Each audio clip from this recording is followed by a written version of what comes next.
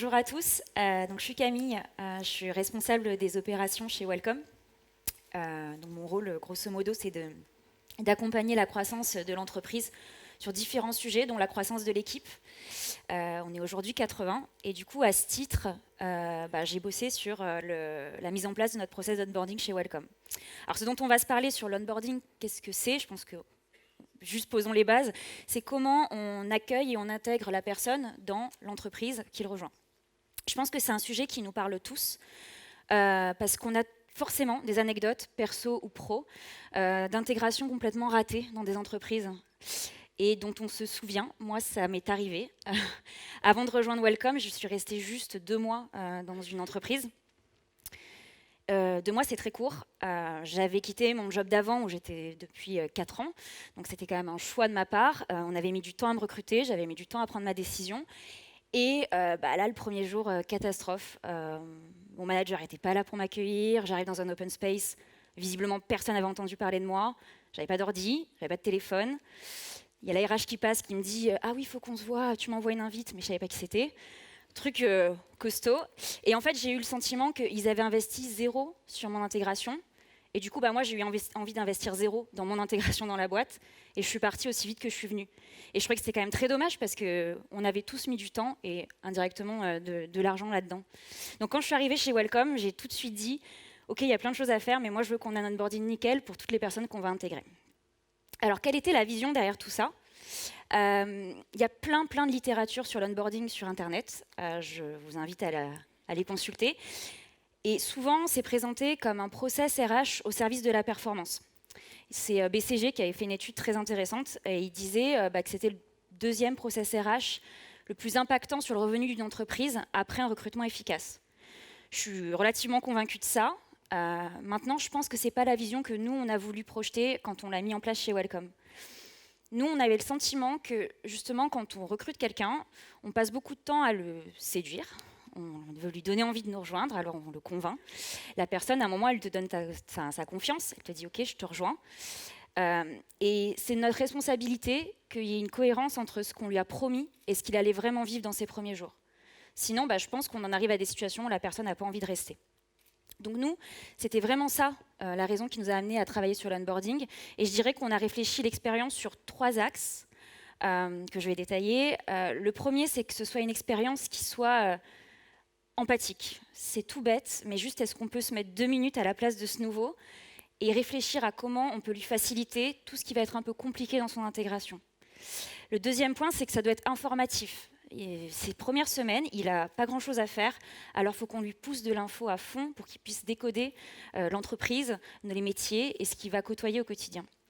Et le troisième point, hyper important, c'est que ça doit être inclusif, j'y reviendrai, mais il faut penser à tout le monde quand on propose cette expérience. Alors sur le premier point, qui est la notion d'empathie, nous on s'est dit, ok, qu'est-ce qui est compliqué pour un nouveau, avant, pendant et après. Alors avant, il ne faut pas oublier qu'il peut se passer 3 mois entre le moment où vous vous dites « Ok, tu nous rejoins » et puis le moment où il va arriver. C'est long, 3 mois. Donc nous, on va essayer de garder le lien avec lui. Déjà, en pensant à l'inviter à des événements d'entreprise s'il y en a, en poussant les managers à organiser un pot informel avec l'équipe qu'il va rejoindre avant son arrivée. C'est rassurant, puis ça lui montre qu'on l'attend. Et surtout, 1 semaine avant, on ne va pas attendre qu'il nous envoie un mail un peu catastrophé. Est-ce que vous m'attendez toujours lundi ? Où est-ce que je dois vous rejoindre ? Non, on va lui écrire. On lui rappelle qu'on l'attend. On lui donne les modalités du rendez-vous, l'adresse, l'heure. On va même jusqu'à aller dire comment il vient, comment il peut s'habiller, parce qu'on a eu des questions là-dessus.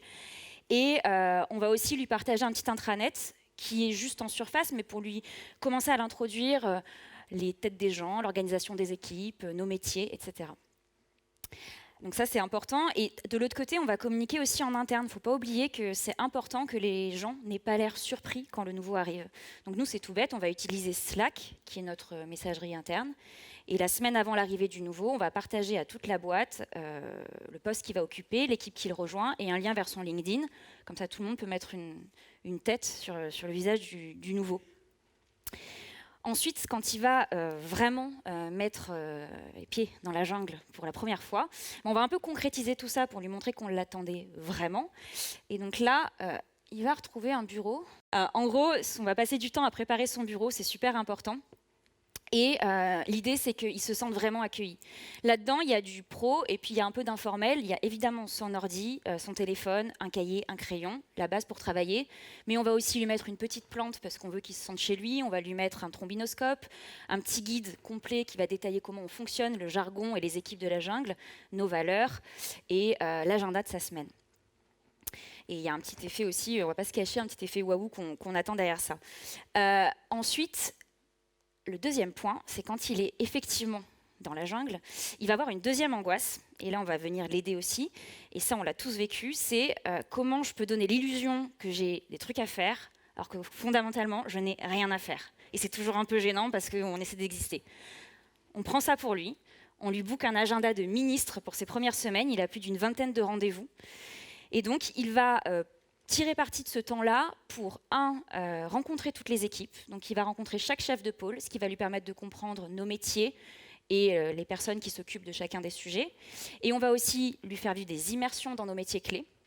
Donc, en conditions réelles, il va faire un rendez-vous business, il va faire une réunion éditoriale, il va faire un tournage dans une entreprise, il va faire un rendez-vous d'onboarding d'une entreprise dans la jungle. Et il va aussi déjeuner avec les cofondateurs, hyper important, parce que c'est là qu'il va avoir l'occasion de pouvoir poser des questions sur l'histoire et le futur de Welcome. Et c'est là, en fait, qu'on va aussi venir tacler cet enjeu d'information pour le nouveau, puisqu'on va lui donner un max d'infos. Donc il va à la fois pas voir le temps passer et en même temps gagner en connaissance de fou sur l'entreprise. Quand je vous disais en dernier point que ça devait être inclusif comme expérience, je pense que ça c'est super important. Il ne faut pas mettre moins d'énergie fonction du poste. Nous, l'expérience, elle est exactement la même que l'on intègre un stagiaire, un remote ou une personne en CDI, quel que soit le poste. Parce que dans le fond du fond, ce qu'on veut, c'est que la personne, elle se sente bien et qu'elle a envie de rester. Donc il n'y a pas d'échelle de valeur selon le poste de la personne. Donc voilà un peu dans des grandes lignes la vision de l'onboarding chez nous et comment on l'a créé. Maintenant, si on parle de la gestion du projet en tant que tel, comment on a mis ça en place? Alors au début, moi j'ai un peu réfléchi à l'expérience que je voulais faire vivre et je me suis vite fait entourer, j'avais vite fait un petit groupe avec moi, on était 4. Ce qui est important, c'est que ce n'était pas notre métier, on avait toute une fonction. Il y avait la responsable de l'expérience client, responsable post-prod, responsable event. Et on a travaillé à mettre en place l'onboarding chez Welcome. Notre rôle à nous, c'était 2 choses. La première, c'était qu'on était garante de la qualité de l'expérience.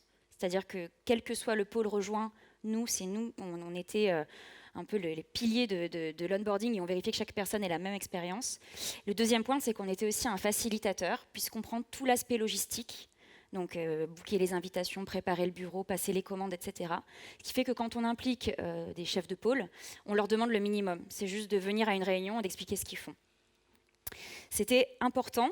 Et en plus, je pense qu'on a du coup mis beaucoup d'énergie dans la qualité d'expérience qu'on proposait. Et quelque part, on a montré un peu un rôle modèle sur l'onboarding dans la boîte, ce qui a eu des effets positifs après sur les managers qui ont voulu bosser l'onboarding dans leur métier. Parce qu'en fait, ils se disaient, ils sont super bien accueillis dans la jungle, il faut maintenant que je leur explique bien ce qu'ils vont faire au quotidien.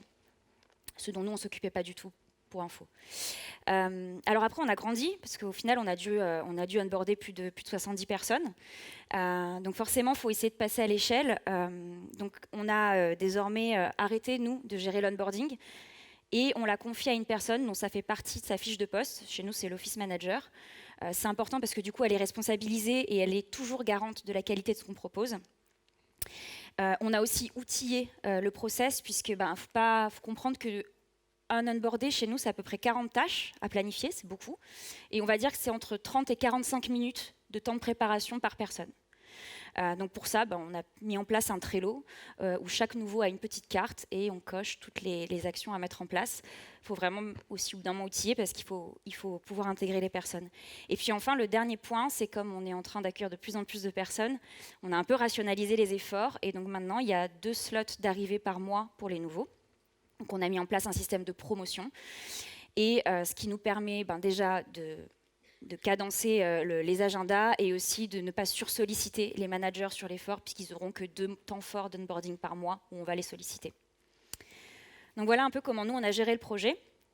Je trouvais ça intéressant de vous parler de faux pas. Alors c'est soit des faux pas qu'on a fait, soit c'est des choses que moi j'avais observées et que j'ai surtout pas voulu mettre en place chez Welcome. Alors ce qu'on a fait, c'est une anecdote chez nous. En gros, on s'était mis en tête, enfin je pense que je m'étais mis en tête, je suis quelqu'un qui est très stressé sur les horaires. Et du coup, personnellement, j'ai toujours peur d'arriver en retard. Et je me suis dit que du coup, pour un nouveau, c'était super stressant d'arriver à l'heure le premier jour. Et les pauvres, du coup, je leur ai projeté cette expérience-là. Et donc, on s'est dit, bah, c'est pas grave, on va leur gérer tout leur premier trajet. Ça va être une super expérience. Et du coup, le vendredi, on leur envoyait un mail avant leur arrivée. On leur disait, t'inquiète pas, à 9h, tu auras un VTC qui t'attendra en bas de chez toi et qui t'emmènera en bas du bureau. Tu seras là à 9h30. Ne t'occupe de rien.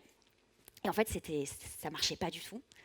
Déjà, parce qu'il y a eu deux réactions complètement différentes chez les intégrés.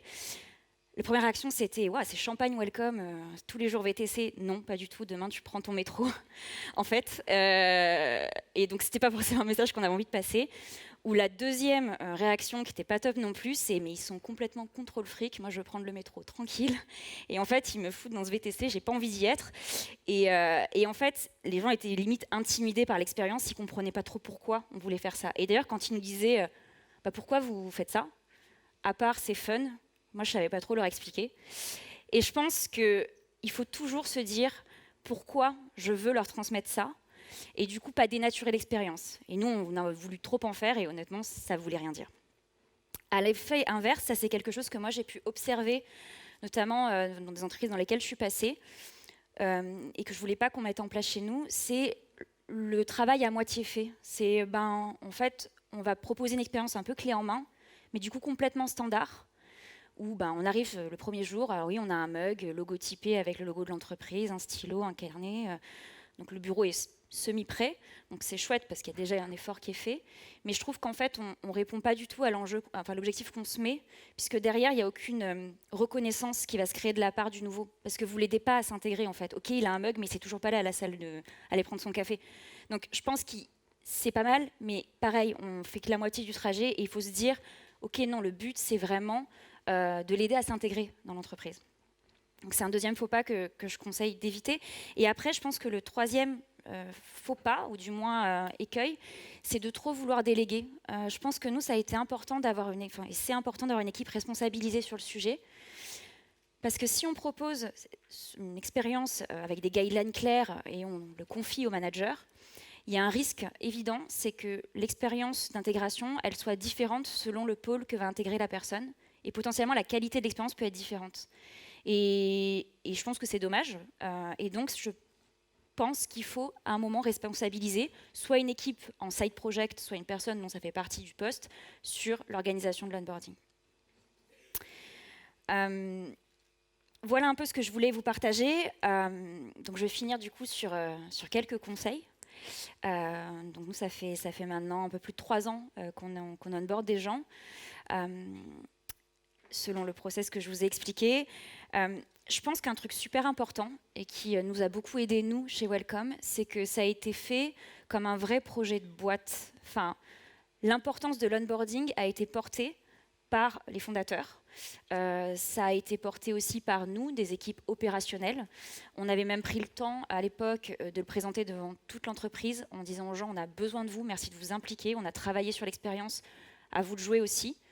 Et je pense que si c'est vécu comme un énième process RH qu'on met en place parce que c'est dans l'air du temps et parce que c'est innovant, ça ne va pas tenir la route. Il faut vraiment que ce soit un projet de boîte et qu'on ait derrière la conviction qu'on va y gagner quelque chose, que ce soit que la personne reste ou au moins qu'elle ait envie de passer à l'étape d'après et de rentrer dans son taf parce qu'on l'a bien intégré. Le deuxième point, dans les conseils que je donnerai, c'est que je pense qu'il faut y allouer du temps. Moi, quand j'ai pris la parole sur l'onboarding, plusieurs fois, on m'a rétorqué « Ah, mais vous pouvez parce qu'en fait, vous êtes tout petit et puis que en fait, vous ne prenez pas beaucoup de monde ». Alors oui, c'est vrai, il y a 6 mois, on était beaucoup plus petits et l'effort était moindre.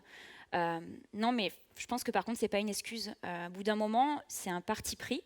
Il faut y allouer du temps. Si on veut le faire, après, on dégage des moyens. Je vous l'ai dit, nous, ça prend à peu près 45 minutes par personne, donc clairement, c'est de l'effort.